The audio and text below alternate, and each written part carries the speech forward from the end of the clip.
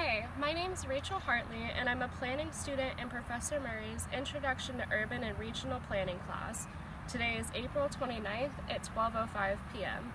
This site is located at 333 Osley Road in Tallahassee, Florida.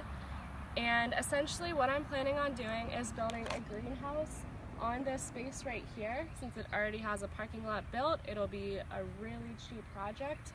Over here we have low-income housing. To the left in front of the lot and to the right there's a high school, so since this is low-income housing with people without green space to grow, it would be a perfect area for a community garden. Good.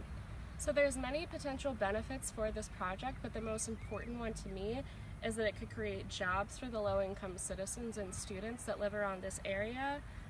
We would need maintenance for the greenhouse, we would potentially need security, and we would need people to organize market days for them to sell their fruits and vegetables. One of the potential concerns I have is pests or rabbits potentially getting into the greenhouse, so we might need to have some funding for fencing or just like a reinforced greenhouse, but those are the potential benefits and concerns of this project. So there's been a lot of case study support for the success of community gardens in urban areas. Leon County currently has had 21 successful community gardens, so they're definitely in demand for this area. I'm going to focus on the Seminole Manor Community Garden in Leon County because their garden is also located in a food desert.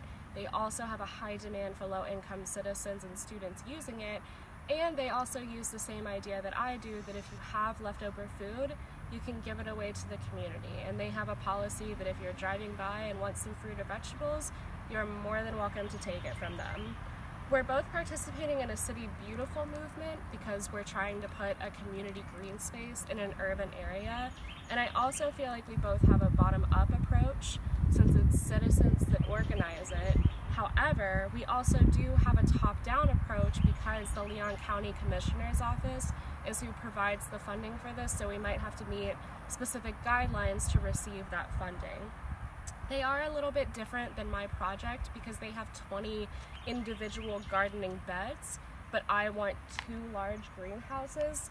However, it's a very popular garden and they're currently seeking $15,000 in funding to meet their food shortage demands. So since their community garden is so popular, I think that a community greenhouse would be even more popular in this area.